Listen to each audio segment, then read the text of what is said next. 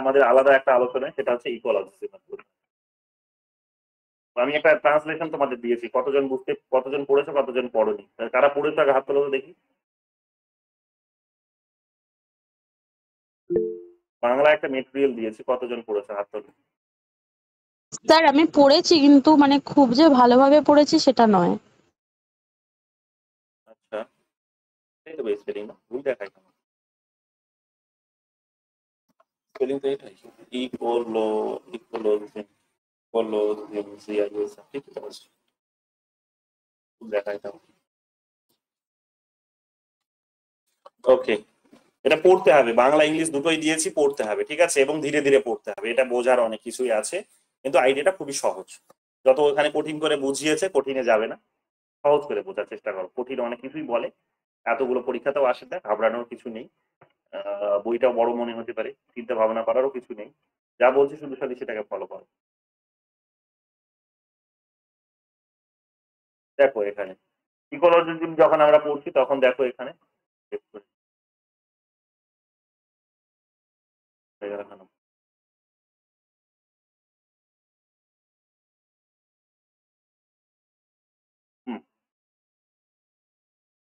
এখানে দেখো কি বলছি, ইকোলজিজম যখন বলছি তখন আমি বলছি এখানে কি ইকোলজি বলতে।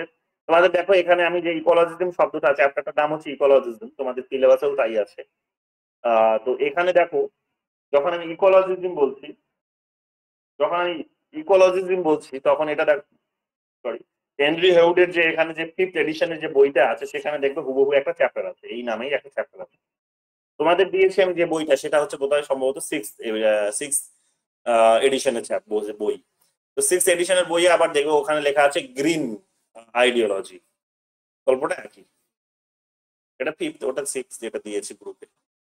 তো এখানে দেখো গল্পটা একই, গল্পটার মধ্যে বেসিক কোনো ডিফারেন্স কিছু নেই, এক এক সময় এক এক ধরনের নাম দিয়েছে। যাই হোক, বিষয়টা হচ্ছে এখানে কি ইকোলজি বলতে কি বোঝায়, ইকোলজি বলতে আর কিছুই নাই, যে পরিবেশ বিজ্ঞান পড়ে এসেছে এতদিন, সেটাকেই বোঝায়। এবার একটুখানি আমাদেরকে এটা থিওরিটিক্যালি পড়তে হবে।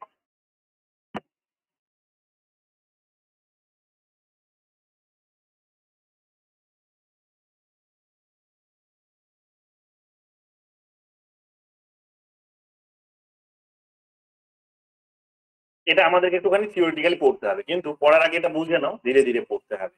কেন ধীরে পড়তে হবে? দুটো কারণে পড়তে হবে ধীরে। এক, তুমি চট জলদি পড়তে গেলে তুমি বুঝতে পারবে না, তুমি পড়ে হয়তো বিষয়টা বুঝবে কিন্তু দীর্ঘদিন মনে রাখতে পারবে না, এক। দ্বিতীয় কথা হচ্ছে, এটা একটা ডমিনেন্ট সাবজেক্ট আগামী দিনে, যত তোমাদের এর আগের দিনে বলছিলাম, এখন আবার যত আগামী দিনে যত ধরনের রিসার্চ হবে, যত ধরনের নতুন নতুন আইডিয়া ডেভেলপ হবে, সেগুলোর সঙ্গে বা পলিসি তৈরি হবে, সমস্ত পলিসিগুলোর সঙ্গে দুটো আইডিয়াকে ম্যাচ করে সবসময় কিন্তু পলিসিটা ফ্রেম করা হবে। কোন দুটো আইডিয়া? নাম্বার 1 বলেছিলাম ফেমিনিজম, নাম্বার 2 বলেছিলাম ইকোলজিজম। এই দুটো আইডিয়াকে ম্যাচ করে এখন সবসময় পলিসি ফ্রেম করা হবে। যে কোনো পলিসি ফ্রেম হলে, যদি ফ্রেম হয়েছে, তাহলে ওটা পরীক্ষা করে দেখা হবে যে কোনো পার্সপেক্টিভ থেকেই, মানে সবসময় ওটাকে এটাই এখন এই নজরে এটাকে অ্যানালাইজ করা হবে যে সেখানে ইকোলজি জায়গা আছে কিনা, আর সেখানে বা ইকোলজি বা এনভায়রনমেন্টের সেখানে জায়গা পেয়েছে কিনা, আর সেই পলিসিতে ফেমিনিজম জায়গা পেয়েছে কিনা, যে মহিলাদের ইকুয়ালিটিটা সেখানে জায়গা পেয়েছে কিনা। এই দুটো বিষয়কে সেখানে কিন্তু মাথায় রাখা হবে, মাথায় রেখে কিন্তু সেখানে এটাকে অধ্যয়ন করা হবে। তো এই কারণেও তোমাদের খুব গুরুত্বপূর্ণ যে আগামী দিনে এটা একটা ডমিনেন্ট সাবজেক্ট হতে যাচ্ছে, ডমিনেন্ট একটা ডিসিপ্লিন হতে যাচ্ছে, একটা একটা একটা একটা বলতে পারো চ্যাপ্টার হতে যাচ্ছে, যেটা আমাদেরকে ভালো করে বুঝতে হবে। এখানে বলবো ইকোলজিজম, তোমাদের এই 5th এডিশনের বইটা যদি দেখো, তাহলে সেখানে পরিষ্কার করে লেখা আছে ইকোলজিজম শব্দটা আমরা দেখতে পাবো। কয়েন করেছিলেন কে? কয়েন করেছিলেন, ইকোলজি শব্দটা কয়েন করেছিলেন আমাদের, ভালো করে লিখে নাও, আমি সব লেখার সময় পাবো না। এটা হচ্ছে German German zoologist Ernst Haeckel তৈরি করেছিলেন। German zoologist, German German zoologist Ernst, ERNST, HAECKEL, German zoologist Ernst Haeckel coin করেছিলেন। কি কয়েন করেছিলেন? কয়েন করেছিলেন ইকোলজি শব্দটা। ইকোলজি শব্দটা তিনি কয়েন করেছিলেন, এটা ভালো করে বুঝে নাও, এটা হচ্ছে খুব গুরুত্বপূর্ণ একটা প্রশ্ন, সবার প্রথমে পরীক্ষায় আসার সম্ভাবনাটা বেশি। এই শব্দটি কোন শব্দ থেকে এসেছে? গ্রিক শব্দ থেকে এসেছে। অরিজিন কি এই শব্দটির? অরিজিন হচ্ছে এই শব্দটির, আমরা দেখতে পাবো কি অরিজিন হচ্ছে গ্রিক শব্দ, গ্রিক ওয়ার্ড থেকে এসেছে। কি গ্রিক ওয়ার্ড? গ্রিক ওয়ার্ডটা হচ্ছে ওইকস।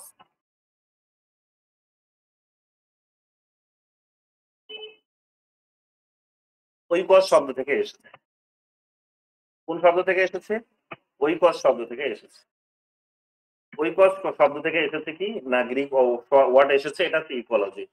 এটার মিনিংটা কি? এটার মিনিংটা হচ্ছে এই শব্দটির মিনিংটা কি? এই শব্দটির মিনিংটা হচ্ছে, লিখে নিতে পারো, সাথে সাথে লিখে নাও, মনে থাকবে অনেকক্ষণ। House hold. এই শব্দটির অর্থ কি? এই শব্দটির অর্থ হচ্ছে হাউস হোল্ড, অর হচ্ছে এটা কি বলছে, হ্যাবিটেন্ট। অর্থাৎ এক প্রকার বলা হচ্ছে যে ইকোলজিটা আমার হচ্ছে, বা ওই পরিবেশটা এক প্রকার বলতে পারো আমার হচ্ছে বাড়ি। এখানে এটার মধ্যেই আমি বেঁচে থাকি, এটার মধ্যেই খাই, পড়ি, জীবন ধারণ করি, এই সমস্ত কথাগুলিকে এটার মধ্যে দিয়ে বোঝানো হয়েছে। অর্থাৎ পৃথিবী ধাত্রীর কথা বলা হয়েছে, সেটাকে এখানে রক্ষা করার কথা বলা হয়েছে, সেগুলোরই এখানে বোঝানোর চেষ্টা করা হয়েছে। এখানে যখন আমরা ইকোলজি শব্দটা যখন পড়ছি তখন আমরা দেখতে পাবো যে এর একটা ইকোলজি বলতে এটা একটা পলিটিক্যাল আইডিওলজি হিসেবে যখন আমরা দেখি, তখন ইকোলজিকে যখন আমরা একটা পলিটিক্যাল আইডিওলজি হিসেবে দেখি, তখন এখানে আমরা দেখতে পাবো কি যে এখানে এক প্রকার নেচারকে ইন্টারকানেক্টেড হোল হিসেবে দেখার চেষ্টা করা হয়। নেচারকে এখানে এক প্রকার কি করা হয়, ইন্টারকানেক্টেড হোল, মানে পুরো আইডিয়াটাই একটাই আইডিয়া, মানে পুরো বিশ্বের যে আইডিয়া সেটা হচ্ছে একটাই আইডিয়া, এর মধ্যে কোনো সেগ্রিগেশনস নেই, এর মধ্যে কোনো সেপারেশনস নেই। তো এটা আমরা হয়তো এখানে বর্তমান দিনে আমরা এই যে যতগুলো স্টেট থিওরি পড়ে আসলাম, সেখানে প্রত্যেকটার মধ্যে হয়তো দেখবেন একটা ডিভিশন পাবে এক ধরনের, বিশেষ করে সেখানে বর্ডারের ডিভিশন পাবে, দেশের ভিত্তিতে সেখানে একটা আইডিয়া, সেখানে অর্থাৎ ন্যাশনালিজমটাকে মাথায় রেখে সেখানে এই আইডিওলজি গুলোকে ডেভেলপ করা হয়েছে। এবং সেই ন্যাশনালিজম ডিফাইন হচ্ছে কিসের ভিত্তিতে? টেরিটরির ভিত্তিতে। আর টেরিটরি যখন আমরা বলি তখন সাইলেন্টলি কোনটাকে বোঝার চেষ্টা করি আমরা, যে সেটার পার্টিকুলার ওই দেশের একটা বাউন্ডারি আছে, এবং সেই বাউন্ডারির মধ্যে পার্টিকুলার একটা আইডিয়া কাজ করে। অর্থাৎ এই দেশের জন্য যে আইডিয়াটা কাজ করে, অন্য দেশের জন্য সেই একই আইডিয়া নাও কাজ করতে পারে। তো এইরকম ভাবে ভ্যারাইটিস অফ আইডিয়াস আমরা দেখতে পাই, ভ্যারাইটিস অফ সেখানে কিন্তু সেন্টিমেন্টস, ইমোশনস, আইডিয়া, সেখানে কিন্তু থিওরি আমরা কিন্তু ডেভেলপ হতে দেখতে পাই। বাট এখানে যখন ইন্টারকানেক্টেড হোল হিসেবে দেখানোর চেষ্টা করা হচ্ছে, তখন আইডিয়াটা হয়ে যায় এটাই যে এটার মধ্যে কোনো সেগ্রিগেট, এটার মধ্যে কোনো সেপারেশন, ডিভিশনস করা যায় না। এটা একটা সমগ্রতার কনসেপ্ট, এটা একটা হোলের কনসেপ্ট। যে এখানে আজকে যদি আমেরিকাতে, আজকে যদি আমাজনের ব্রাজিলে যদি ধরে নেয়, আমাজনের জঙ্গলে যদি আজকে সেখানে আগুন লাগে, তাহলে তার নেগেটিভ কনসিকুয়েন্স কিন্তু আজকে তার কনসিকুয়েন্স ফেস করতে হবে কিন্তু আজকে ইন্ডিয়ানসেরও।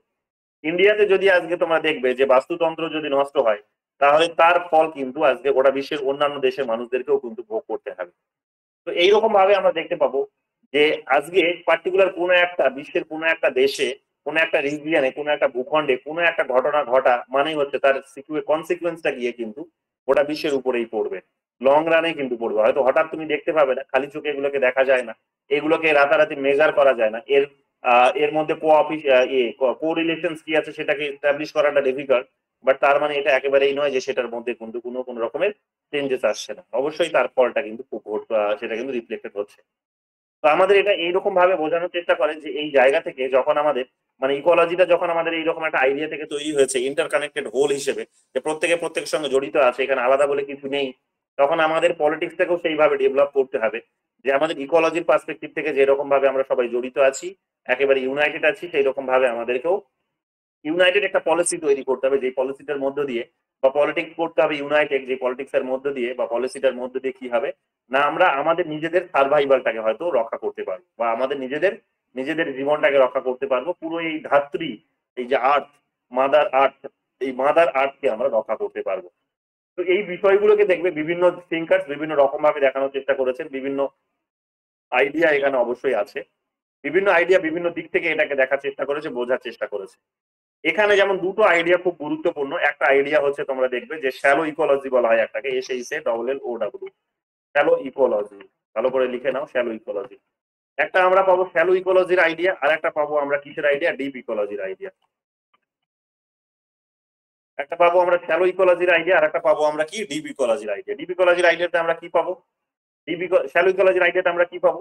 শ্যালো ইকোলজির আইডিয়াতে এখানে বলা হয় কি, যে বলছে দেখো, some ecologist are committed to shallow ecology, sometimes view as environmentalism. কি বলা হয় এদেরকে? এনভায়রনমেন্টালিজমও বলা হয়, ENVIRONMENTALISM, এনভায়রনমেন্টালিজম হিসেবে এদের কিন্তু দেখা হয়, এনভায়রনমেন্টালিজমও বলা হয়, ঠিক আছে। রেদার দেন এদেরকে ইকোলজিজম বলা হয়, রেদার দেন এটাও লিখে নাও, রেদার দেন ইকোলজিজম, ঠিক আছে। তো এনভায়রনমেন্টালিজম হিসেবে দেখা হয়, রেদার দ্যান কি বলছে, রেদার দ্যান হচ্ছে ইকোলজিজম। কেন, কি বক্তব্য কি এদের? এদের বক্তব্য হচ্ছে এরা কিসের উপর ফোকাস করে, এরা হচ্ছে মানুষের উদ্দেশ্যের উপরে ফোকাস করে। কিসের উপরে ফোকাস করে? এরা মানুষের উদ্দেশ্যে, হিউম্যান এন্ডস এর উপরে ফোকাস করে। হিউম্যান এন্ডস এর উপরে ফোকাস করে এরা। এরা হচ্ছে হিউম্যান এন্ডস এর ফোকাস করে, এবং হিউম্যান এন্ড শুধু নয়, এন্ড নিডস এর উপরেও ফোকাস করে। নিডস এর উপরেও হিউম্যানের নিডস এর উপরেও ফোকাস করে। এন্ড এমব্রাস করে কি, এন্ড এমব্রাস করে, এন্ড বলা হচ্ছে এমব্রাস করে, EMBRACE এস, এমব্রাসেস আ কি বলছে, এমব্রাসেস আ হচ্ছে মডার্নিস্ট, অর্থাৎ এটাকে মডার্নিস্ট হিসেবেও MODERNIST, এবং এদেরকে মডার্নিস্ট হিসেবেও দেখা হয়ে থাকে, মডার্নিস্ট হিসেবেও দেখা হয়ে থাকে, অর রিফর্মিস্ট হিসেবেও দেখা হয়ে থাকে, অর রিফর্মিস্ট। শব্দগুলো খুব গুরুত্বপূর্ণ, ভালো করে ধ্যান দাও। রিফর্মিস্ট হিসেবেও গুরুত্বপূর্ণ, এটা এদেরকে দেখা হয়ে থাকে, বা এই ধরনের একটা অ্যাপ্রোচ থেকে তাদেরকে দেখা হয় reformist approach.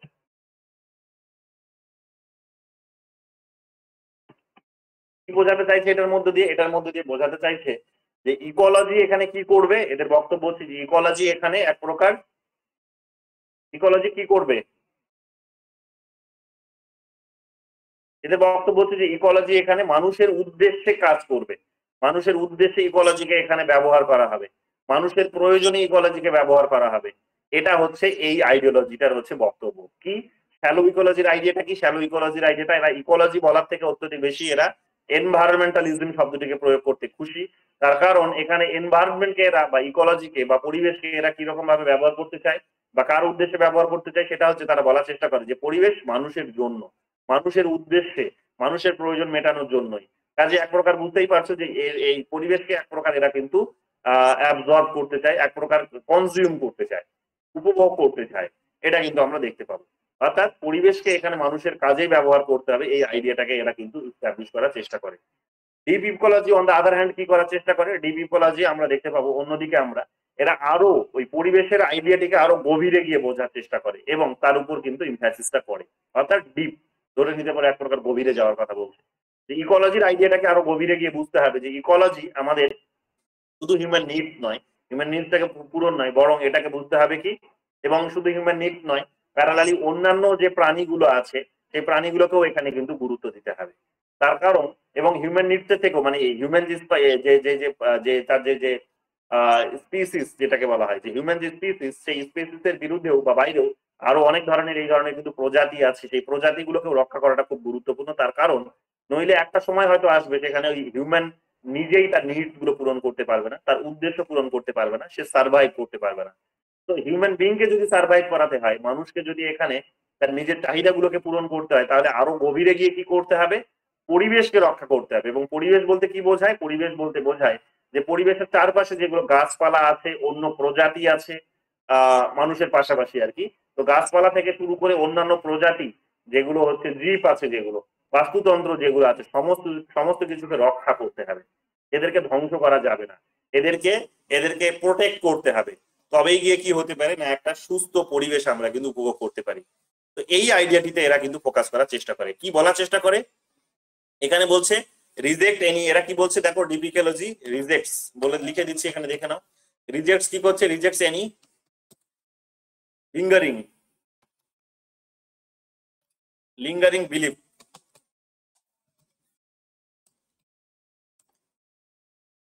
Lingering belief that, কি বলছে, the human species is in some way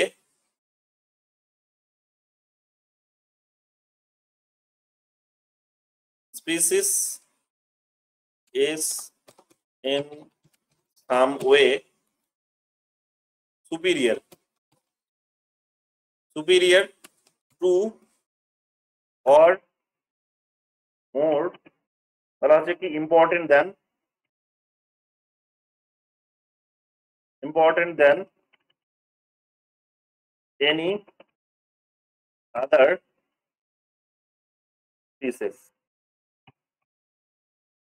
অর্থাৎ মানুষকে এরা অন্য প্রাণীর থেকে যে সুপিরিয়র তা মনে করে না, এরা মনে করে অন্যান্য প্রাণীগুলোর মতোই মানুষ একটা প্রাণী, তো প্রত্যেকের বেঁচে থাকার এখানে অধিকার আছে।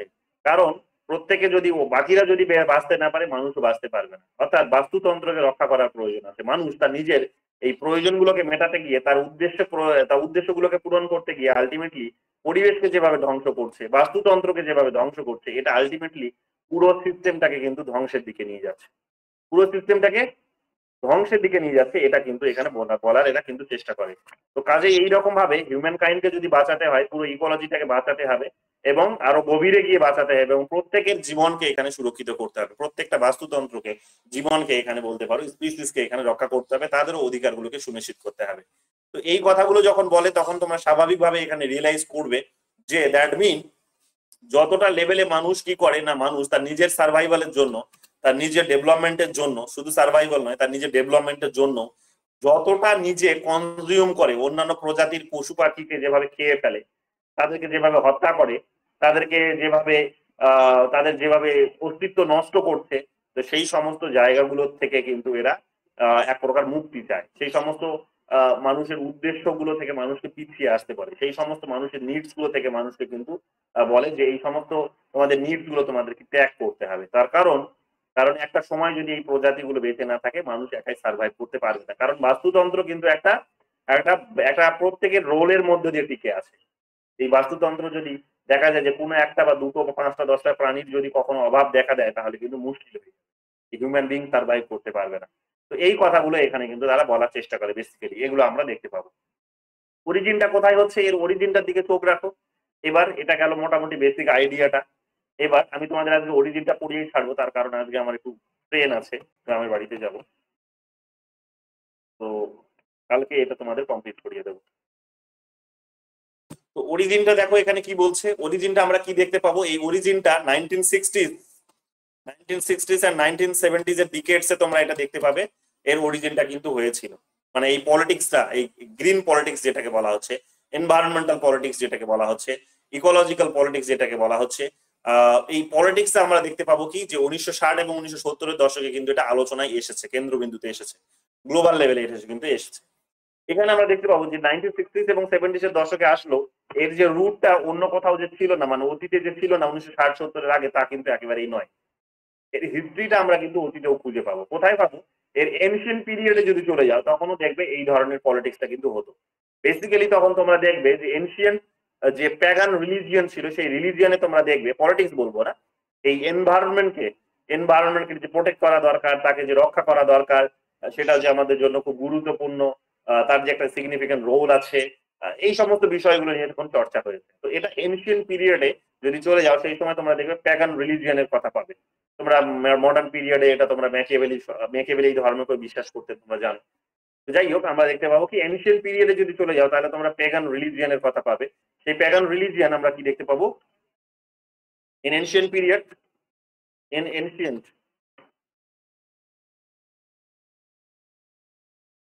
PERIOD, in ancient period,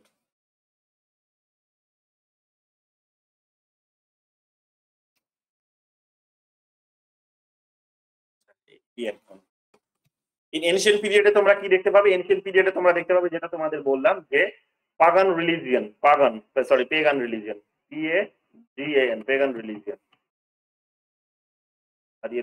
পেগান রিলিজিয়নের কথা তোমরা পাবে। সেই রিলিজিয়নে আমরা দেখতে পাবো কি যে এর উল্লেখটা ছিল, বিশেষ করে এটা নিয়ে চর্চা হতো। এনভায়রনমেন্টকে সেখানে আমরা দেখবো মাতা হিসেবে, এই ধাত্রীকে, পুরো পৃথিবীকে এখানে মাতা হিসেবে কনসিডার করা হতো, আর্থ রিলিজিয়ন হিসেবে এখানে কনসিডার করা হতো। কি হিসেবে কনসিডার করা হতো? আর্থ রিলিজিয়ন হিসেবে কনসিডার করা হতো। ঠিক আছে, তো এখানে শুধু এই ধাত্রীকে মাতা হিসেবে শুধু এই যে পার্টিকুলার ধর্মের মধ্যে এই যে প্র্যাকটিস করা হতো তা কিন্তু নয়। আমরা যদি হিন্দু ধর্মের মধ্যেও দেখি, হিন্দু রিলিজিয়নের মধ্যে যদি দেখি, হিন্দু রিলিজিয়নের মধ্যেও এই প্র্যাকটিসটা তোমরা পাবে। তোমরা তাওইজমের মধ্যেও পাবে, তাওইজম, TAOISM, তাওইজমের মধ্যেও পাবে, তোমরা বুদ্ধিজমের মধ্যেও পাবে, তোমরা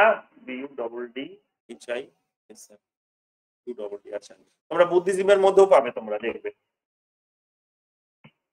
তোমরা বুদ্ধিজমের মধ্যে এই প্র্যাকটিসটা পাবে। কি প্র্যাকটিস পাবে? যে এখানে পৃথিবীকে মাতা হিসেবে প্র্যাকটিস করা হয়, মাতা হিসেবে এটাকে কনসিডার করা হয়, বলা হয় পৃথিবী হচ্ছে মাতা, তাকে রক্ষা করতে হবে, তাকে প্রোটেক্ট করতে হবে। এবং শুধু পৃথিবী নয়, পৃথিবীর অন্যান্য আরো যে সমস্ত বলতে পারো যে ন্যাচারাল রিসোর্স গুলো আছে, সেই রিসোর্স গুলোকেও এখানে এক প্রকার সম্মান করতে হবে। যেমন আমরা দেখবে যে গঙ্গাকে আমরা পবিত্র রাখতে হবে। গঙ্গা গঙ্গাতে মানুষ গিয়ে হয়তো নিজে তার স্নান করে পুণ্য স্নান করে সে হয়তো সেখানে পুণ্য লাভ করে ঠিকই, কিন্তু গঙ্গা যেভাবে মলিন হয়ে পড়ছে দিনের পর দিন, সেখান থেকে যদি গঙ্গাকে পরিত্রাণ না দেওয়া যায়, সেখানে যদি তাকে যদি শুদ্ধিকরণ নিজেকে যদি তাকে না করা যায়, তাহলে কিন্তু মুশকিলটা আছে। কি মুশকিলটা আছে? যে এত দূষিত জল আলটিমেটলি বড় একটা কিন্তু মানুষের ক্ষতি করবে। অর্থাৎ যেদিক দিয়ে সেই জল গেছে, যেখানে যেখানে গেছে সেই জল সেই চাষবাসে ব্যবহার হবে, মানুষের খাদ্যের কাজে ব্যবহার হবে, বিভিন্ন ধরনের পশু পাখি সেই জল খাবে। আলটিমেটলি সেই জল খেয়ে প্রত্যেকেই মারা পড়বে, বিভিন্ন ধরনের ডিজিজে সেখানে কিন্তু ভুগবে। তোমরা দেখবে মহাভারত, আমি কোনো একটা সময় তোমরা দেখবে যে ওই আমাদের মহাভারত ছিল মাস্টার্স সিলেবাসে, তখনই ওই মহাভারত পড়তে গিয়ে এই সমস্ত ঘটনা এগুলো পেয়েছিলাম। যে গঙ্গার তো উৎপত্তি সেখানে তোমরা দেখবে যে মহাদেবের জটা থেকে। তো সেখানে গঙ্গা আর নিজেকে সেখানে মেরে ধরতে চায় না, সে বলছে আমি ফিরতে চাই আবার নতুন করে, আমি আর নিজেকে মেরে ধরতে চাই না। কেন? তার কারণ মানুষ যেভাবে তাকে এসে নোংরা করার চেষ্টা করছে, তাকে সেভাবে দূষিত করার চেষ্টা করছে, তো তাতে তিনি খুব দুঃখিত। তো তখন তিনি এখানে এক প্রকার ওই বলা যেতে পারে মহাদেব তখন কিন্তু এক প্রকার মনুষ্য সমাজকে এক প্রকার হুঁশিয়ারি দিচ্ছেন যে যদি তারা সাবধান না হয়, গঙ্গার অস্তিত্ব কিন্তু নষ্ট হতে পারে। তো এই যে বিষয়গুলো, এগুলো আমাদেরকে বুঝিয়ে দেয় এক প্রকার যে আমরা প্রকৃতিকে কিন্তু এক প্রকার সম্মান করে চলি। প্রকৃতিকে আমরা কিন্তু ভালোবেসে বা সম্মানের সঙ্গে এটা আমরা তাকে গ্রহণ করি, গ্রহণ করা উচিত আমাদের, যাতে করে কি হয় না আমরা প্রত্যেকে সার্ভাইভ করতে পারি। কেন? গঙ্গা যদি রেগে যায় এবং তার যদি কোনো ক্ষতি হয়ে যায়, তাহলে কিন্তু মনুষ্য সমাজের ক্ষতি। তো এইরকম ভাবে আমরা দেখতে পাবো কি, যে এইরকম ভাবে আমরা দেখতে পাবো যে এই আলোচনাগুলো কিন্তু ইতিহাসে ছিল। এনশিয়েন্ট পিরিয়ডে আমরা দেখতে পাবো বিভিন্ন ধর্মের মধ্যে এই আলোচনাগুলো আছে, এবং এগুলোকে এই পজিটিভলি এই থিওরি কিন্তু দেখানোর চেষ্টা করে যে এগুলো কিন্তু এই ধর্মগুলোর মধ্যে রুটটা খুঁজে পাওয়া যেতে পারে, এর কিন্তু একে কিন্তু সেখানে ট্রেস করা যেতে পারে। এগুলো আমরা দেখতে পাবো। এখানে আমরা দেখতে পাবো যে এই আলোচনাটা বিশেষ করে 1960 এবং 70-এর দশকে কখন তাহলে আসছে। আমরা দেখতে পাবো যে হিন্দু রিলিজিয়ান, তাওইজম, বুদ্ধিজম, এই প্যাগান রিলিজিয়ন, এগুলোতে তো আমরা এটার অরিজিনটা তো পাই। কিন্তু বর্তমান দিনের আলোচনাটা কখন উঠে আসছে? বর্তমান দিনের আলোচনা উঠে আসছে যখন তোমরা দেখতে পাবে মোটামুটি ভাবে এই ইন্ডাস্ট্রিয়ালাইজেশন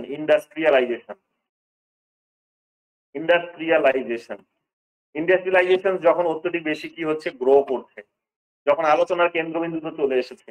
বিশেষ করে তোমরা দেখবে যে 1960 এবং 70-এর দশক মানে হচ্ছে তোমরা দেখবে বড় একটা ইকোনমিক ক্রাইসিসও ঘটছে। তোমরা দেখবে সেকেন্ড ওয়ার্ল্ড ওয়ারও।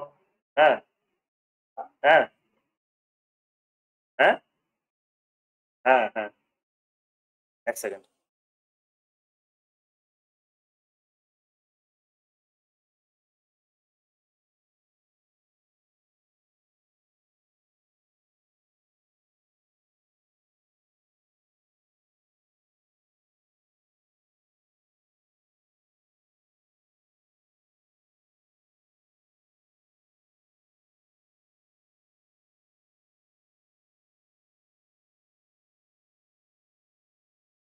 তো আমরা এখানে কি দেখতে পাবো? আমরা এখানে দেখতে পাবো যে ইন্ডাস্ট্রিয়ালাইজেশন যখন থেকে হচ্ছে, মানে মোটামুটি বুঝতেই পারছো যে সেকেন্ড ওয়ার্ল্ড ওয়ারও হয়ে গেছে, শেষ হচ্ছে, নতুন করে অনেকগুলো দেশ স্বাধীন হয়েছে, তারা নিজেদের মতো করে ইন্ডাস্ট্রিয়ালাইজেশন করছে, তারা ডেভেলপ করছে।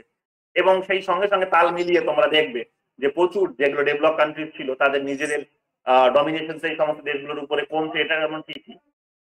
হ্যাঁ, আসছি।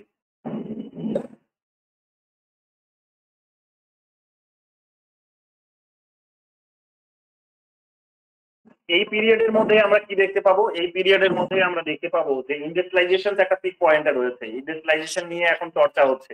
ডেভেলপিং কান্ট্রিজ গুলো অনেক বেশি ইন্ডাস্ট্রিয়ালি তারা কিন্তু প্রোগ্রেস করছে, তারা চেষ্টা করছে নিজেদের ইন্ডাস্ট্রি সেট আপ করার, নিজেদের নিজেদের মতো করে তারা কিন্তু উন্নতি করার চেষ্টা করছে। তো যখন চেষ্টা করছে তখনই দেখবে এটা আরো করে আলোচনায় বিশেষ করে আসছে, তার কারণ ওয়েস্টার্ন ওয়ার্ল্ড তখন সেটাকে অ্যাকনলেজ করছে। এতদিন পর্যন্ত ওয়েস্টার্ন ওয়ার্ল্ড সেটাকে অ্যাকনলেজ করেনি, কিন্তু এখন সেগুলোকে অ্যাকনলেজ করছে। তার কারণ এই ডেভেলপিং কান্ট্রিজ গুলো তারা কিন্তু এখন নিজেদের মতো করে প্রোগ্রেস যখন করার চেষ্টা করছে, ইন্ডাস্ট্রি সেট আপ করার চেষ্টা করছে, তো তার ফলে যে দূষণ, সেই দূষণগুলো এখন কিন্তু তাদের নজরে পড়ছে। তো ফলে এখন ওয়েস্টার্ন ওয়ার্ল্ডের এই নজরে পড়ছে যে কি করতে হবে না, এই গ্রিন পলিটিক্সটাকে এখন নিয়ে আসতে হবে। একাডেমিশিয়ানসরা এখন সেটাকে কিন্তু নোটিশ করার চেষ্টা করছে। যাই হোক, যদিও সেটা অনেকটা সময় লেগেছে আলোচনায় তার মূল কেন্দ্রবিন্দুতে আসতে, তো তারপরে আমরা দেখতে পাবো যদিও, যাই হোক, তাহলে এই ইন্ডাস্ট্রিয়ালাইজেশন যখন থেকে হচ্ছে তখন থেকে এগুলো আমরা আলোচনায় দেখতে পাচ্ছি। বাট তারপরেও আমরা দেখতে পাবো যে অনেক সাহিত্যিক আছেন যারা ইন্ডাস্ট্রিয়ালাইজেশনের চর্চাগুলো করেছে, যেমন অনেকে তোমরা দেখবে থমাস হার্ডির নাম খুঁজে পাবে তোমরা। থমাস হার্ডি যেমন দেখবে এই তার বিভিন্ন নোবেলস এই সমস্ত বিষয়গুলোকে তুলে ধরেছেন, এনভায়রনমেন্টের কথা বলেছেন, ঠিক আছে। থমাস হার্ডি, THOMASHARDY, থমাস হার্ডির নাম তোমরা পাবে। এরপরে তোমরা যে নামটি পাবে সেটা হচ্ছে তোমার যেমন দেখবে যে উইলিয়াম মরিসের নাম পাবে,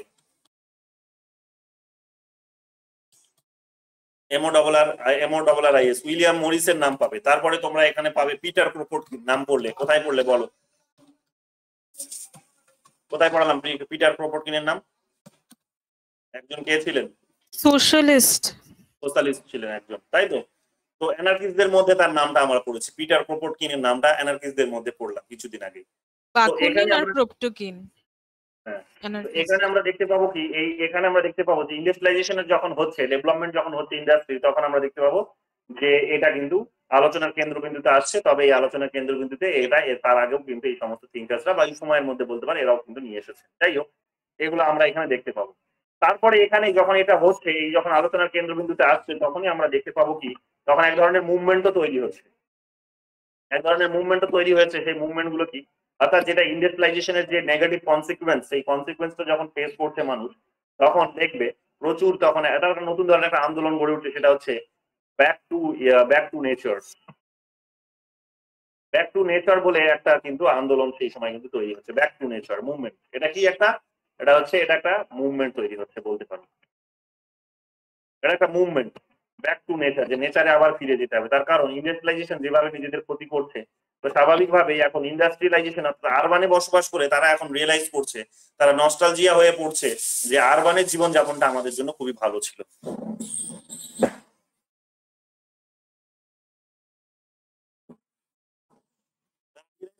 আরবানের জীবনযাপনটা আমাদের জন্য খুবই ভালো ছিল, so now we should back to nature. এই ধরনের একটা কিন্তু তারা কিন্তু মুভমেন্ট গড়ে তোলার চেষ্টা করছে। এই ধরনের মুভমেন্ট গড়ে তোলার পেছনে বিশেষ করে জার্মান ইউথ যারা ছিল, জার্মান ইউথদের একটা বড় কন্ট্রিবিউশন ছিল, যে ইউথরা রিয়েলাইজ করছে এবং তারা একটা আন্দোলন গড়ে তুলছে দেশের মধ্যে যে আমাদের নেচারে ফিরে যাওয়া দরকার। তার কারণ ইন্ডাস্ট্রি যেরকম ভাবে পরিবেশের ক্ষতি করেছে, সেই ক্ষতিটাকে কিন্তু পুষিয়ে নেওয়ার মতো কিন্তু একটাই মাধ্যম, সেটা হচ্ছে যে নেচারে ফিরে যাওয়া, আবার গ্রামের দিকে ফিরে যাওয়া, গ্রামীণ জীবনযাপন শুরু করা। তো এই ধরনের একটা আন্দোলন তারা কিন্তু গড়ে তুলছে প্রথমবারের মতো আমরা দেখতে পাবো ইতিহাসে। এই 20th সেঞ্চুরিতে তোমরা এই জিনিসগুলো নোটিশ করবে। এরপরে তোমরা দেখবে যে এখানে 1960 এবং 1970 দশকে এই সমস্ত ঘটনাগুলো ঘটছে, কিন্তু এখানেও তোমরা দেখবে যে আরো বড় করে এই জন্য ইয়াং যারা, ওই ইউথ যারা আছে, তারা আরো বড় করেও তুলে ধরেছে ইকোনমিক গ্রোথ আলটিমেটলি মানুষের যে সার্ভাইভালের জন্য যে একটা বড় ধরনের ক্ষতি, মানে ইকোনমিক গ্রোথ বা ইন্ডাস্ট্রি যেভাবে ডেভেলপ করেছে সেগুলো মানুষের সার্ভাইভালের জন্য যে এক প্রকার একটা ক্ষতি, মানুষের রেস যে সেখানে বিপদের মুখে আছে, হিউম্যান রেস যে সেখানে বিপদের মুখে আছে, পুরো প্রজাতিটা যে সেখানে এক প্রকার ধ্বংস হতে পারে, ধাত্রী যে সেখানে ধ্বংস হতে পারে, এই সমস্ত বিষয়গুলো সেখানে কিন্তু নোটিশ করা হচ্ছে। বিভিন্ন জন থিঙ্কার্স এই সমস্ত বিষয়গুলোকে সেই সময় তোমরা দেখবে বিভিন্ন রকম ভাবে তুলে ধরার চেষ্টা করেছেন তাদের বিভিন্ন লিটারেচারের মধ্য দিয়ে। সেই সময় দেখবে বিশেষ করে গুরুত্বপূর্ণ থিঙ্কার যারা একেবারেই সরাসরি এই এনভায়রনমেন্টালিজমের বিষয়গুলোকে নিয়ে চর্চা করেছেন, তাদের মধ্যে গুরুত্বপূর্ণ নাম হচ্ছে র্যাচেল কার্সন। ভালো করে মনে রাখো, এগুলো পরীক্ষায় এসেছে। Rachel Carson, CARSON। র্যাচেল কার্সনের লেখা একটা বিখ্যাত বইয়ের নাম কি? র্যাচেল কার্সনের লেখা বিখ্যাত বইয়ের নাম দ্য সাইলেন্ট স্প্রিং। বইয়ে পরীক্ষা অলরেডি এসেছে। দ্য সাইলেন্ট স্প্রিং কত সালে লিখেছিলেন? 1962-তে তিনি লিখলেন। আর্গুমেন্ট কি ছিল তার এই বইটাতে? এটাই ছিল যে তিনি বলছেন যে পেস্টিসাইডস এবং আদার যে এগ্রিকালচারাল কেমিক্যালস গুলো যেগুলো ব্যবহার করা হয়, পেস্টিসাইডস and other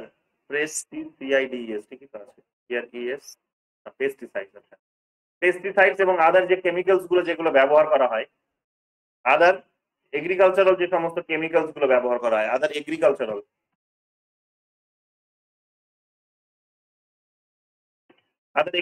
যে কেমিক্যালস, ওটা নতুন তো চলে যাচ্ছে হাতে এগুলো, আদার যে এগ্রিকালচারাল কেমিক্যালস গুলো ব্যবহার করা হয়, ব্যবহার করে যেভাবে মানুষ তার নিজেদের ডিমান্ড গুলোকে, নিডস গুলোকে ফুলফিল করার চেষ্টা করেছে, ওভার প্রোডাকশন করার চেষ্টা করেছে, সেটা আলটিমেটলি মানুষের নিডস হয়তো পূরণ করে দিয়েছে, এটা হয়তো ঠিক, কিন্তু লং রানে আমরা দেখতে পাবো পরিবেশের বিশাল বড় একটা ক্ষতি করেছে।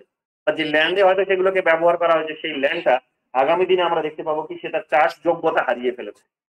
যে ল্যান্ড তার চাষ যোগ্যতা, তার হচ্ছে উৎকর্ষতা যেটাকে আমরা বলি, তার যে ওয়েট, তার যে উৎকর্ষতা, সেই উৎকর্ষটাকে হারিয়ে ফেলেছে। তার ক্ষমতা যেটাকে বলি, তার ক্যাপাসিটি সে কিন্তু হারিয়ে ফেলেছে, তার ক্যাপাবিলিটি যাই বলো সেগুলো কিন্তু হারিয়ে ফেলেছে।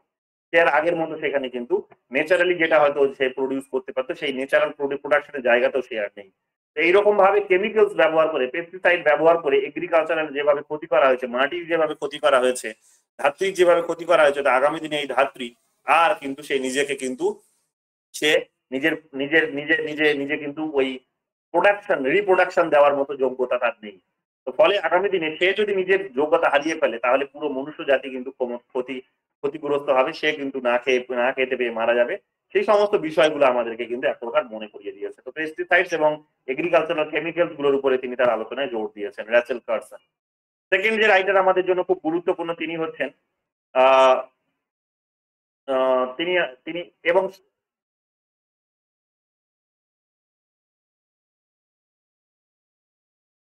এবং এবং শুধু তাই নয়, এখানে আরেকটা বিষয় এখানে বাদ দিলাম আমি, সেটা হচ্ছে যে ওয়ার্ল্ড লাইফের কথা তিনি সেখানে বলেছেন। ওয়ার্ল্ড লাইফ গুলো যেভাবে ড্যামেজ করেছে, হিউম্যান ওয়ার্ল্ড লাইফকে ড্যামেজ করেছে, ড্যামেজ অফ ওয়ার্ল্ড লাইফের কথা বলেছে। সরি, ওয়াইল্ড লাইফ বলছি, ওয়াইল্ড লাইফ, WILD, ওয়াইল্ড লাইফের কথা তিনি বলেছেন যে যেভাবে মানুষ এগুলোর ক্ষতিগ্রস্ত করেছে, হিউম্যান ওয়ার্ল্ড যেভাবে এটা ক্ষতিগ্রস্ত করেছে, তো সেটা কিন্তু ঠিক নয়। মানে এটা মানুষের নিজেরই সার্ভাইভালের জন্য এবং পৃথিবীর বা সার্ভাইভালের জন্যই কিন্তু সেটা খুব খারাপ জিনিস। এই বিষয়গুলোর উপরে তিনি কিন্তু খুব জোরালো ভাবে ফোকাসটা করেছেন। সেকেন্ড যে রাইটারের নাম আমরা ইকোলজির সঙ্গে একেবারে জড়িত পাবো, তিনি হচ্ছেন এখানে আমরা দেখতে পাবো, এবং এটা মাথায় রাখবে, র্যাচেল কার্সনের এই বইটার নাম হচ্ছে, এটা ফার্স্ট বুক ছিল বলতে পারো, ফার্স্ট বুক, এটা ছিল ফার্স্ট বুক অন ইকোলজি। এটা আমরা দেখতে পাবো, এটা ফার্স্ট বুক ছিল যে বইটাতে তিনি এই সমস্ত ইস্যুস গুলো তুলে ধরার মধ্য দিয়ে আমাদেরকে কিন্তু একটা সংকেত দিলেন যে আমাদেরকে কিন্তু আমরা একটা ক্রাইসিসের মধ্য দিয়ে যাচ্ছি, আমাদেরকে সেই ক্রাইসিস থেকে কিন্তু নিজেদেরকে বাঁচাতে হবে, নিজেদেরকে রক্ষা করতে হবে। এই সমস্ত বিষয়গুলো আমরা এখানে দেখতে পাবো।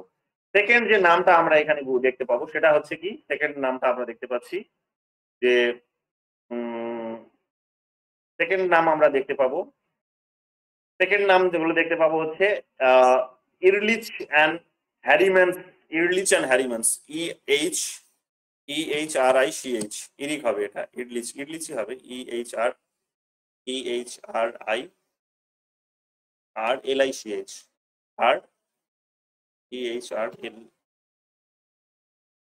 ইরলিচ অ্যান্ড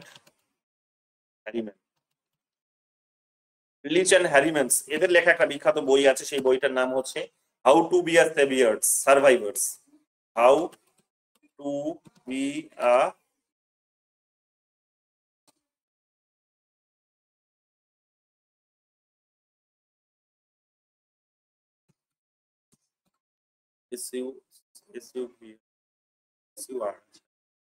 সার্ভাইভার। এই বইটার নাম খুব গুরুত্বপূর্ণ, খুব ভালো করে দেখবে। এই দুটো বই আরো আছে, দু তিনটে আছে, এই দুটো বইয়ের নাম আবার শুধু মনে রাখো যে এটা কি বলছে। একটা বললাম কি, দ্য সাইলেন্ট স্প্রিং 1972 তে যেটা বেরিয়েছিল, সেকেন্ডটা হচ্ছে How to be a survivor 1971 এ যেটা বেরিয়েছিল। আর একটা এখানে গোল্ডস্মিথ এবং অন্যান্যরা মিলে লিখেছেন, গোল্ডস্মিথ, GOLDSMITH, গোল্ডস্মিথ এবং অন্যান্য আরো অনেকে লিখেছেন, সেটা অনেকে মিলে লিখেছেন, সেটা হচ্ছে blue print for survival, blue print for survival,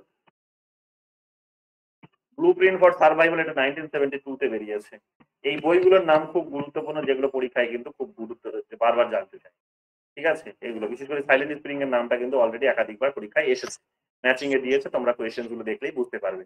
ঠিক আছে, এই সমস্ত বইগুলোতে, এই সমস্ত লিটারেচার গুলোতে বারে বারে ফোকাস করা হয়েছে যে আমাদের ক্লাইমেট কতটা ইম্পর্টেন্ট, আমাদের ইকোলজি কতটা গুরুত্বপূর্ণ, এনভায়রনমেন্ট কতটা গুরুত্বপূর্ণ, এবং কিভাবে আমরা এর ক্ষতি করে চলেছে, যেটা আলটিমেটলি লং রানে কিন্তু আমাদেরই ক্ষতি। তো এই বিষয়গুলো সম্পর্কে তারা কিন্তু এক প্রকার আমাদেরকে কিন্তু অভয় বাণী দিয়েছেন, এগুলো আমাদেরকে মাথায় রাখতে হবে।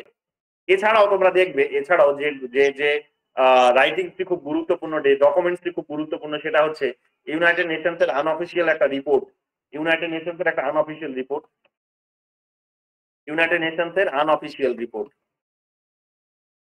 OFFICIL, unofficial report. এটা একটা এই রিপোর্টটার নাম কি? এই রিপোর্টটার নাম হচ্ছে, খুব গুরুত্বপূর্ণ একটা রিপোর্ট, একাধিকবার পরীক্ষা অলরেডি এসে গেছে, সেটা হচ্ছে অনলি ওয়ান আর্থ।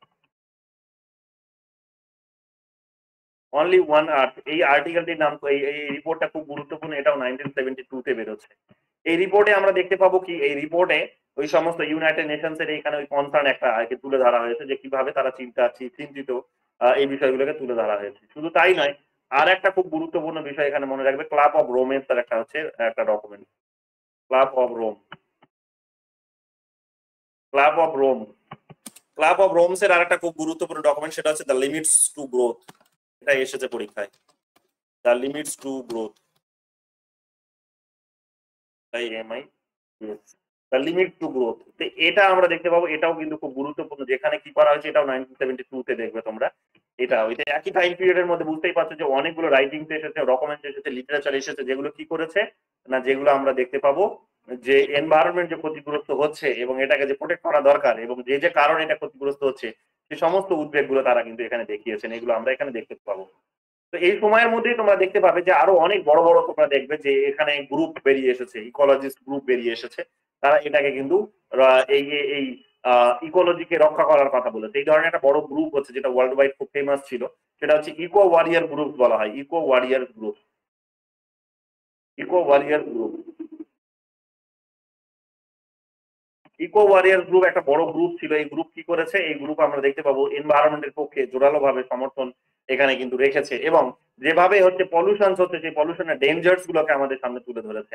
শুধু তাই নয়, ফসিল ফিউলস যেভাবে তার যে রিজার্ভ সেটা যেভাবে ফুরিয়ে যাচ্ছে, মানুষ যেভাবে সেটাকে উত্তোলন করছে ফসিল ফিউলস গুলো, তার ফলে যেভাবে সমাজের যে ক্ষতি হচ্ছে, মনুষ্য সমাজের ক্ষতি হচ্ছে, সেই সমস্ত বিষয়গুলোকে তুলে ধরেছে। নট অনলি দ্যাট, ডিফরেস্টেশন যেভাবে আমরা করছি, ডিফরেস্টেশন, তাহলে কোন কোন বিষয়গুলোকে তুলে ধরলো, পলিউশন, পলিউশনের মতো বিষয়গুলোকে এরা তুলে ধরেছে, নাম্বার ওয়ান। নাম্বার টু, এখানে আমরা দেখতে পাবো কি, ফসিল ফিউলস এর যে ডুইলিং যেটা হচ্ছে, ডুয়েন্ডলিং যেটা হচ্ছে ফসিল ফিউলস। তো ফসিল ফিউলস এর নামটা শুধু মনে রাখো, তাহলেই মনে পড়বে, SOFO SSIL, fossil fuel. Fossil fuels এর কথা এখানে বলতে পারি, ডিফরেস্টেশনের কথা বলতে পারি, ডিফরেস্টেশনের কথা বলতে পারি। তারপরে আমরা এখানে দেখতে পাবো যে অ্যানিমাল যে এক্সপেরিমেন্ট গুলো যেগুলো করছে, অ্যানিমাল এক্সপেরিমেন্ট মানে পশুর উপর যে ধরনের এক্সপেরিমেন্ট গুলো করা হচ্ছে, সেই পশু এক্সপেরিমেন্ট গুলো আলটিমেটলি কিন্তু মনুষ্য সমাজকে কিন্তু ক্ষতির মুখে ফেলেছে, অ্যানিমাল এক্সপেরিমেন্ট। এই সমস্ত বিষয়গুলোর কথা তারা এখানে বলেছে এবং বলার চেষ্টা করেছে যে এগুলো কিন্তু ভীষণ উদ্বেগের, এগুলো আমাদেরকে মাথায় রাখতে হবে, এগুলো ভীষণই উদ্বেগের, যেগুলো এনভায়রনমেন্টকে ভীষণ রকম ভাবে ক্ষতিগ্রস্ত করে চলেছে।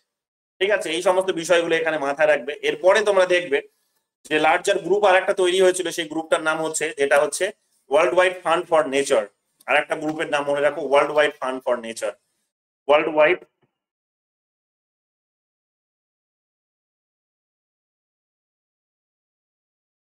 ফান্ড ফর নেচার নামে আর একটা গ্রুপ সেখানে তৈরি হয়েছিল। সেই গ্রুপও কিন্তু এই একই বিষয়গুলোর উপরে জোর দিয়েছিল, এবং সেখানে তারা বলার চেষ্টা করেছিল যে গ্রিন মুভমেন্ট একটা কিন্তু গড়ে তুলতে হবে, এবং গোটা বিশ্ব জুড়ে তারা একটা গ্রিন মুভমেন্ট গড়েও তুলতে পেরেছিল। তারা একটা গ্রিন মুভমেন্ট একটা লার্জার একটা গ্রিন মুভমেন্ট তারা ওয়ার্ল্ড ওয়াইড কিন্তু জেনারেট করবে, এটা বলেছিল, এবং ফাইনালি তারা করতেও পেরেছিল। তো এবং আমরা দেখতে পাবো তখন থেকে একটা গুরুত্বপূর্ণ পলিটিক্স কিন্তু এই ইন্টারন্যাশনাল পলিটিক্সে কিন্তু জায়গা পেয়েছে, অর্থাৎ গ্রিনকে সামনে রেখে, এনভায়রনমেন্টকে সামনে রেখে একটা নতুন ধরনের পলিটিক্স সেখানে কিন্তু শুরু হয়েছে, এটা আমরা দেখতে পাবো। 1980 সাল থেকে তোমরা দেখতে পাবে এই ধরনের বিষয়গুলোকে মাথায় রাখা হয়েছে, এবং ওয়ার্ল্ড ওয়াইড তোমরা দেখতে পাবে 1980s এর দশক থেকে তোমরা দেখতে পাবে, 1980s এর দশক থেকে তোমরা দেখতে পাবে গ্রিন এক প্রকার দেখতে পাবে, green global politics,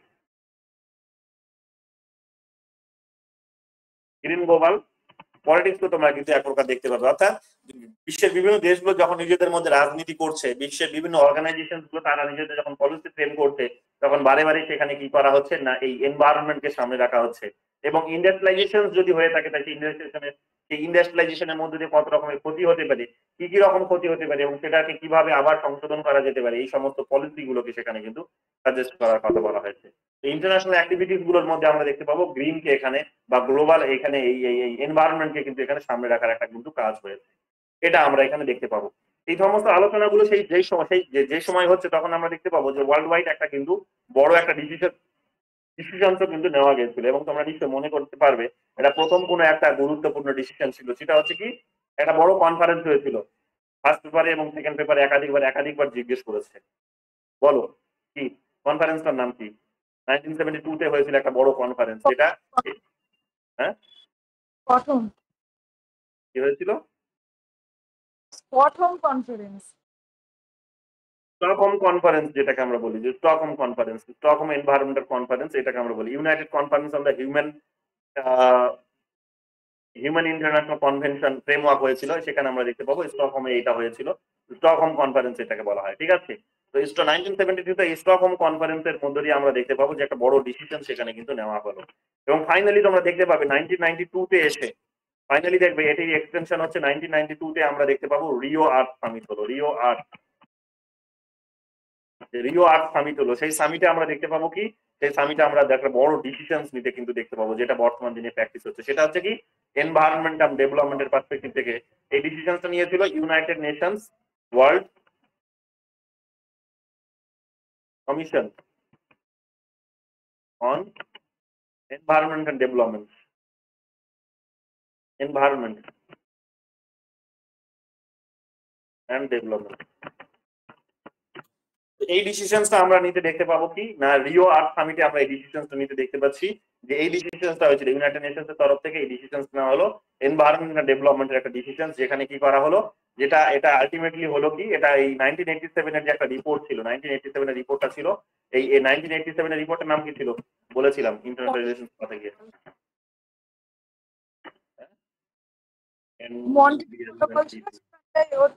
ব্রাটল্যান্ড commission report দিচ্ছিল আওয়ার কমন ফিউচার। এই ব্রুডল্যান্ড রিপোর্ট যেটা ছিল, ব্রুডল্যান্ড রিপোর্টের ভিত্তিতে আমরা আলটিমেটলি কি দেখতে পাবো, ইউনাইটেড নেশনস এর যে কমিশন এনভায়রনমেন্ট এন্ড ডেভেলপমেন্ট, সেটা আর্থ সামিটে আমরা দেখতে পাবো কি একটা ফাইনালি ডিসিশনস কিন্তু সেখানে দিয়েছিল। তো এই রিপোর্টের ভিত্তিতে আমরা দেখতে পাবো বর্তমান দিনে বড় বড় সব ডিসিশনস নেওয়া হয়েছে এবং বর্তমান দিনে এনভায়রনমেন্টকে প্রোটেক্ট করার কথা কিন্তু বলা হয়েছে। তোমরা যদি এতটাও যদি সুন্দর করে পড়ে যাও, তোমরা দেখবে মোটামুটি ধরে নাও 90% কোয়েশ্চেন এখান থেকে কমন হবে, জাস্ট এতটা যদি দেখে যাও। এরপরে আরো অনেক কিছু আছে আমাদের বলতে হবে, সেগুলো জানতে হবে। কনসেপ্টের পার্ট গুলো এবার আছে, এগুলোতে গেল ইনফরমেশনের পার্ট, কনসেপ্টের পার্ট গুলো অবশ্যই আছে, সেগুলো আমরা জানবো। আজকে এতটুকুই থাকবে আলোচনা। তাহলে কি কি বললাম আমি বললাম যে এখানে ইকোলজিজমের আলোচনাটা এখানে নিয়ে এসেছেন কে, মানে এই টার্মিনোলজিটা পয়েন্ট করেছেন আর্নস্ট হেকেল, জার্মান, তিনি একজন জুওলজিস্ট ছিলেন। ইকোলজি টার্মিনোলজি নিয়ে এসেছিলেন। শব্দটা এসেছে এখানে আমাদের গ্রিক ওয়ার্ড থেকে, ওইকস থেকে এসেছে।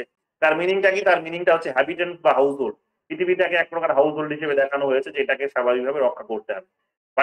বাড়িতে যখন আমরা থাকি তখন বাড়িটাকে কিভাবে প্রত্যেক বছর রক্ষণাবেক্ষণ করি, তার কালার করি, তার প্লাস্টার করি, বিভিন্ন রকম ভাবে তাকে প্রোটেক্ট করার চেষ্টা করি, ঠিক সেই রকম ভাবে পৃথিবীটাকেও প্রোটেক্ট করার দরকার আছে। কারণ এটা আমাদের কিন্তু ধাত্রী, এটা আমাদের কিন্তু আমাকে ধারণ করে রেখেছে, কাজে এই জায়গাটাকে সঠিক করে রাখতে হবে, ঠিকঠাক পজিশনে রাখতে হবে, আদারওয়াইজ আমরা নিজেরাই সার্ভাইভ করতে পারবো না। এখানে আমরা দেখতে পাবো দু ধরনের ইকোলজিজমের পার্সপেক্টিভ উঠে আসে। একটা হচ্ছে যে একটুখানি মানুষের উদ্দেশ্যকে সামনে রেখে ইকোলজিকে ব্যবহার করতে চাই, ইকোলজির আইডিওলজিটাকে বা আইডিয়াটাকে বোঝার চেষ্টা করে, যেটা হচ্ছে ইকোলজির উপর খুব কম গুরুত্ব দেয়, মানুষের নিডসটাকে ভ্যালুস বেশি দেয়, ইকোলজিকে সেখানে সেকেন্ডারি হিসেবে দেখার চেষ্টা করে। কিন্তু ডিপ ইকোলজি আবার এইগুলোর ঊর্ধ্বে বেরিয়ে এসে আমরা দেখতে পাবো শুধু মানুষ নয়, মানুষের পাশাপাশি আরো যত ধরনের স্পিসিস রয়েছে, প্রজাতি রয়েছে, সেই সমস্ত প্রজাতি গুলোকে সমান তালে একই রকম ভাবে গুরুত্ব দেওয়ার চেষ্টা করে এবং প্রত্যেককে বাঁচানোর চেষ্টা করে, রক্ষা করার কথা বলে। তার কারণ সেটা হলেই এখানে বাস্তুতন্ত্র রক্ষা থাকবে, বাস্তুতন্ত্র রক্ষা হবে এবং আলটিমেটলি আমরা সার্ভাইভ করতে পারবো। এই আইডিয়াটা কখন থেকে গুরুত্বপূর্ণ হচ্ছে? 1960 এবং 70-এর দশক থেকে গুরুত্বপূর্ণ হচ্ছে, কিন্তু আমরা দেখতে পাবো এই আইডিয়াটা আলোচনায় আসছে, কিন্তু আমরা দেখতে পাবো এনশিয়েন্ট পিরিয়ডেও এর আলোচনা আমরা পাই। কখন পাবো? এনশিয়েন্ট পিরিয়ডে পেগান রিলিজিয়ানে আমরা আলোচনা পাই। তবে শুধু পেগান রিলিজিয়ান নয়, আর্থ রিলিজিয়ান, পেগান রিলিজিয়ান এটাকে আর্থ রিলিজিয়ান হিসেবে বা আর্থ রিলিজিয়ান তো না, এটাকে বলা হচ্ছে, আমি ভুল বললাম, আর্থ মাদার, এটা রিলিজিয়ান কেন লিখেছে, আর্থ মাদার হবে, আর্থ মাদার হিসেবে দেখা হয়। ঠিক আছে, আর্থ মাদার হিসেবে দেখা হয়। তবে শুধু তারাই নয়, আর্থ মাদার হিসেবে দেখার প্রবণতাটা আমরা আমাদের যে হিন্দু ধর্ম, তাওইজম, বুদ্ধিজম, এই সমস্ত ধর্মগুলোর মধ্যেও আমরা কিন্তু এটা দেখতে পাই। এই আলোচনাটা কখন গুরুত্বপূর্ণ হচ্ছে? যখন ইন্ডাস্ট্রিয়ালাইজেশনটা অনেক বেশি র্যাপিডলি গ্রো করছে। কখন হচ্ছে? যখন আমরা দেখতে পাবো ইন্ডাস্ট্রিজ গুলো বিশেষভাবে দেখবে এই ডেভেলপিং কান্ট্রিজ গুলিতে আলোচনায় আসছে। ডেভেলপিং কান্ট্রিজ গুলি যখন আলোচনায় আসছে তখন তাদের নিজেদের ওই পুরোনো দিনের প্রযুক্তি, ওই ট্র্যাডিশনাল প্রযুক্তি, তারপরে ধরে নাও যে সেখানে দূষণটা বেশি পরিমাণে করতে পারে এই ধরনের কোনো প্রযুক্তি, এই ধরনের প্রযুক্তিকে কাজে লাগিয়ে তারা যখন ইন্ডাস্ট্রিয়ালাইজেশন করার কাজ করছে, তখন দেখতে পাচ্ছি যে ওয়েস্টার্ন ওয়ার্ল্ড সেটা নিয়ে তখন সচেতন হচ্ছে। তো তো তখন তারা এটাকে তখন কনসার্নে নিয়ে আসছে এবং বলার চেষ্টা করছে যে এনভায়রনমেন্টকে এবার কি করতে হবে না বাঁচানোর কাজটা করতে হবে। এখানে আমরা দেখতে পাবো বিভিন্ন থিঙ্কার্সরা বেরিয়ে এসেছেন যারা সরাসরি এই ফিল্ডটিতে হয়তো তাদের নিজেদের কন্ট্রিবিউশন দিয়েছেন। কারা? যেমন হচ্ছে রাসেল কার্সনের নাম বললাম, দ্য সাইলেন্ট স্প্রিং 1962-তে তিনি লিখেছেন, যেখানে তিনি পেস্টিসাইডস এবং এগ্রিকালচারাল কেমিক্যালস যেগুলো ব্যবহার করা হয় ওয়াইল্ড লাইফকে যেভাবে ধ্বংস করা হচ্ছে সেগুলোর কথা তিনি বলেছেন। এবং এটাই ছিল প্রথম ইকোলজির উপর কোনো প্রথম বই যেখানে কিন্তু এই ইকোলজিকে যেভাবে ক্ষতিগ্রস্ত করা হচ্ছে, এনভায়রনমেন্টকে যেভাবে ক্ষতিগ্রস্ত করা হচ্ছে সেই সমস্ত বিষয়গুলো তিনি একটা বিস্তারিত ব্যাখ্যা দিয়েছেন, বিস্তারিত আলোচনা তিনি করেছেন। এরপরে আমরা আরো দেখতে পাবো তিনি ছাড়াও গুরুত্বপূর্ণ তিনি ছাড়াও আরো অনেকে আছেন, যেমন হচ্ছে হার্লিস এবং হরিম্যানের নাম পাবো। তাদের বিখ্যাত একটা রাইটিং হচ্ছে How to Be a Survivor 1971-এ যেটা প্রকাশিত হয়েছিল, সেখানে আমরা দেখতে পাচ্ছি তারাও সেই একই উদ্বেগ প্রকাশ করেছেন। গোল্ডস্মিথের সাথে আরো অনেকের নাম আমরা পাবো যারা একটা বই লিখেছিলেন, সেটা হচ্ছে ব্লু প্রিন্ট ফর সার্ভাইভাল 1972-তে লিখেছিলেন। এই সমস্ত বিষয়গুলো আমরা দেখতে পাবো। ইউনাইটেড নেশনসের যে একটা আনঅফিসিয়াল রিপোর্টও বেরিয়েছিল যেখানে এই এনভায়রনমেন্ট নিয়ে কিন্তু খুব চিন্তা প্রকাশ করা হয়েছে। কোথায়? এটার নাম কি ছিল রিপোর্টটির নাম ছিল অনলি ওয়ান আর্থ, 1972-তে বেরিয়েছিল। রোমের একটা ক্লাব থেকেও, যেটাকে ক্লাব অফ রোম বলা হয়, সেই রোম ক্লাব থেকেও একটা এরকম একটা উদ্বেগ প্রকাশ করা হয়েছিল। তার রিপোর্টটার নাম কি ছিল? তার নামটা ছিল লিমিট টু গ্রোথ 1972। এরপরে আমরা দেখতে পাবো শুধু তারাই নয়, এখানে বিভিন্ন ধরনের এখানে ওয়ারিয়ার গ্রুপ গুলো বেরিয়ে আসে যে তারা পরিবেশ নিয়ে খুব চিন্তিত, ওয়ারিয়ার্স গ্রুপ। তো তারা এখানে দেখতে পাবো ইকো ওয়ারিয়ার্স গ্রুপ বলে একটা গ্রুপ বেরিয়ে আসে। তারা এই পলিউশন, ফসিল ফিউলস যেভাবে প্রডিউস করা হচ্ছে এবং তার ফলে যে আবার সেটা যে ক্ষতিগ্রস্ত হচ্ছে, প্রডিউস করতে গিয়ে সেটার যে ক্ষতি এবং সেটা ব্যবহার করার ফলে সেটা যে ক্ষতি, সেই ক্ষতিগুলো এখানে পরিবেশে যেভাবে হচ্ছে সেগুলো তুলে ধরেছেন। ডিফরেস্টেশন যেভাবে হচ্ছে এবং সেভাবে যে তার যে প্রভাব যেভাবে মনুষ্য সমাজে পড়ছে সেগুলোর ইম্প্যাক্ট গুলো তুলে ধরেছেন। অ্যানিমেলের উপর যেভাবে এক্সপেরিমেন্ট করে অ্যানিমেলকে ধ্বংসের মুখে ফেলে দেওয়া হয়েছে সেই সমস্ত বিষয়গুলোকে তুলে ধরেছেন। এগুলো কিন্তু আমরা পরিষ্কার দেখতে পাবো। আর একটা বড় গুরুত্বপূর্ণ এখানে গ্রুপ তৈরি হয়েছিল যেটা ওয়ার্ল্ড ওয়াইড, সেটা হচ্ছে World Wide Fund for nature. তো এই গ্রুপটা আমরা দেখতে পাবো গ্রিন মুভমেন্ট একটা ওয়ার্ল্ড ওয়াইড তৈরি করতে কিন্তু পেরেছিলেন এবং তারা আমরা দেখতে পাবো যে তখন থেকে এটা 1980-র দশক থেকে একটা গোটা বিশ্বের মধ্যে গ্রিন পলিটিক্স তখন থেকে কিন্তু হচ্ছে, গ্লোবাল পলিটিক্স হচ্ছে যেটা গ্রিনকে কেন্দ্র করে, অর্থাৎ এনভায়রনমেন্টাল পলিটিক্স কিন্তু হচ্ছে। এটা কিন্তু আমরা দেখতে পাবো। একটা বড় সাকসেসফুল একটা ডেভেলপমেন্ট এখানে দেখা যেতে পারে এনভায়রনমেন্টকে প্রোটেক্ট করার জন্য, যেটা হয়তো এটা ওয়ার্ল্ড ওয়াইড হয়তো নেওয়া যেতে পেরেছিল। সেটা হচ্ছে স্টকহোম কনফারেন্স, যেটা 1972-তে হয়েছিল, প্রথম কোনো সামিট ছিল যেখানে এত বড় একটা ডিসিশন নেওয়া গেছে। পরবর্তীকালে এটারই এক্সটেনশন আমরা দেখতে পাবো রিও আর্থ সামিটে। দেখতে পাবো আমরা কি যে ইউনাইটেড নেশনস এর যে world Commission on environmental development, সেখানে একটা তাদের ওই 1987 সালের যে ব্রুডল্যান্ড কমিশনের রিপোর্ট ছিল, সেই রিপোর্টের ভিত্তিতে তারা এখানে একটা ডিসিশন নিয়েছিল। সেই ডিসিশনে আমরা দেখতে পাবো একটা বড় চেঞ্জ এসেছে। সেখানে এনভায়রনমেন্টকে এখানে সাস্টেনেবলি সেখানে ব্যবহার করা দরকার, সেখানে স্থিতিশীল ভাবে সেটাকে ব্যবহার করা দরকার, লং রানে এটাকে ব্যবহার করা দরকার, এটা প্রত্যেকের জন্য এটাকে উপভোগযোগ্য করে তোলা দরকার, প্রত্যেকের জন্য এটাকে যে প্রোটেক্ট করা দরকার। এই সমস্ত উদ্বেগগুলো সেখানে কিন্তু তারা রেখেছে। এবং আরো যে সমস্ত এরিয়াস গুলো আছে যেগুলোতে ওয়ার্ল্ড ওয়াইড ডিসিশন নেওয়ার প্রয়োজন আছে, সেগুলোকে তারা কিন্তু এখানে আলোচনায় নিয়ে এসেছে। এবং তারা বলেছে আগামী দিনে আরো বড় বড় ধরনের পদক্ষেপ নেওয়ার প্রয়োজন পড়বে। বিশ্বের সমস্ত দেশগুলোকে এখানে একত্রে এসে এক টেবিলে বসে এই গ্লোবাল প্রবলেমকে গ্লোবালি সলভ করতে হবে। এখানে কোনো কম্পিটিশন নাই, এখানে এক প্রকার কোঅপারেশনের জায়গা থেকে এগুলোকে করতে হবে। এবং কম্পিটিশন যদি করতে হয় তাহলে সলিউশনের জায়গা থেকে কম্পিটিশন করতে হবে, না কি এখানে নেগেটিভ ডেভেলপমেন্টের জায়গা থেকে কম্পিটিশন করতে হবে। তো এই ধরনের পজিটিভ ভাবনা থেকে আমরা দেখতে পাবো কি এক ধরনের নতুন রাজনীতি এখন গোটা বিশ্ব জুড়ে শুরু হয়েছে, যে রাজনীতিটাকে কেন্দ্র করে আমরা দেখতে পাচ্ছি যে আমরা প্রত্যেকে কিন্তু এখন ওই রাজনীতির পার্ট, এবং আমরা কোনো রকম ভাবে রাজনীতির পার্ট না হলেও আমরা কিন্তু এই পরিবেশ থেকে কিন্তু রক্ষা পাবো না। অর্থাৎ দেশকাল, জাতি, ধর্ম, বর্ণ, ভাষা নির্বিশেষে এটা প্রত্যেকের উপরে কিন্তু একই রকম ভাবে কি হবে, এটা কিন্তু ইম্প্যাক্ট, নেগেটিভের কনসিকুয়েন্সটা কিন্তু আমরা দেখতে পাবো। কাজে সেই জায়গা থেকে এটা ইন্টারন্যাশনাল লেভেলে এখন একটা ইন্টারন্যাশনাল পলিটিক্স চলছে, যেটাকে গ্রিন পলিটিক্স বলা হচ্ছে, এনভায়রনমেন্টাল পলিটিক্স বলা হচ্ছে, যেখানে প্রত্যেকটা দেশকে এক টেবিলে বসে আলোচনা করা হচ্ছে। অনেক নতুন নতুন ডেভেলপমেন্ট এসেছে, সেগুলো খবরের কাগজ যারা পড়ো তারা জানো যে 2015 পর্যন্ত একটা বড় ডেভেলপমেন্ট এসেছে। এবং তোমাদের আরো একটা আমি সেখানে ডেভেলপমেন্ট দিয়েছিলাম, কোয়েশ্চেন গুলো যেগুলো কারেন্ট অ্যাফেয়ার্স সেগুলো সলভ করাচ্ছি, সেগুলো পর্যন্ত এখানে লিঙ্ক করবো আমরা। 2015 পর্যন্ত বড় একটা ডিসিশন নেওয়া গেছিল, সেটা হচ্ছে সেই ডিসিশনটা হচ্ছে প্যারিস ক্লাইমেট চেঞ্জ, যেটা হয়েছে, যেটাকে COP21 বলা হয়। 2015 সালের দিকে এই এগ্রিমেন্টটা হয়েছে। সেখানে তোমরা দেখতে পাবে যে 187 এর মতো কান্ট্রি সেখানে এসে, 167 এর মতো বোধহয়, সেখানে কান্ট্রি মিলিত হয়ে তারা কি করেছে, একটা ডিসিশন নিয়েছে যে গ্রিন হাউস এমিশনস যেটা হচ্ছে সেটাকে তারা রিডিউস করবে।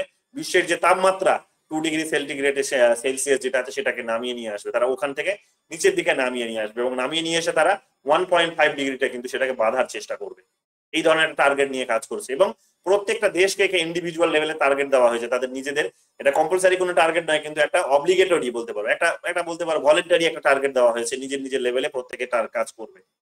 অনেক ধরনের ডিসিশন এখানে নেওয়া হয়েছে, অনেক ধরনের লুপ হোলস এর মধ্যে আছে। সমস্ত বিষয়গুলোকে মিলিয়ে মিশিয়ে আমরা দেখতে পাবো কি আমাদের এখানে কিন্তু এনভায়রনমেন্টাল পলিটিক্স কিন্তু ফাংশনাল আছে। অনেকটা এগিয়ে গেছি, অনেকটা পিছিয়েও যাচ্ছি, এগিয়ে যাচ্ছি পিছিয়ে যাচ্ছি, এই ধরনের একটা প্রবণতার মধ্যে দিয়ে আমরা ভবিষ্যতের দিকে এগিয়ে যাচ্ছি। এতটুকুই আজকে থাকলো, আজকে তাড়ার মধ্যে আছি, কাউকে কিছু জিজ্ঞেসও করছি না, ক্লাসটা শেষ হয়নি, আর একটা ক্লাস আমাদের লাগবে। আজকেও এমনিতেও পুরো ক্লাসটা নিলেও শেষ হতো না, কারণ আমি চাই একটু ধরে ধরে পড়াতে। অনেক আইডিয়া আছে এখানে, শ্যালো ইকোলজির আইডিয়া আছে, ডিপ ইকোলজির আইডিয়া আছে, অনেক আইডিয়া আছে, থিম আছে কতগুলো। থিমগুলোর মধ্যে যদি যেমন তোমরা দেখো, ইকোলজি একটা থিম আছে, হোলিজম একটা থিম আছে, সাস্টেনেবিলিটি একটা থিম আছে, এনভায়রনমেন্টাল এথিক্স একটা থিম আছে, আর ফ্রম হ্যাভিং টু বিং এই ধরনের একটা থিম আছে। প্যারালির আরো অনেকের মধ্যে সাব থিম আছে, সেগুলো আলোচনা করবো এবং একটা কম্প্যারিজনও করবো আমরা, যে শ্যালোর সঙ্গে ডিপের একটা কম্প্যারিজনও করে বোঝার চেষ্টা করবো কে কিরকম ভাবে এটাকে বোঝার চেষ্টা করছে। তোমরা ভেগানের নাম শুনেছো? ভেগান শব্দটা শুনেছো কখনো কেউ? ভেগান শব্দ শুনেছো? ভেগান, ভেজিটেরিয়ান কতজন শুনেছো? ভেজিটেরিয়ান, আচ্ছা, ভেগানের শব্দ কতজন শুনেছো? ভেগান, ভেজিটেরিয়ান সবাই শুনেছো, ভেগান কতজন শুনেছো? কি কনসেপ্টটা কি একজন বলো দেখি, ভেগানের কনসেপ্টটা কি? তো ভেজিটেরিয়ানরা তো মিটটাকে অ্যাভয়েড করে, ভিগানসরা ডেইরি প্রোডাক্ট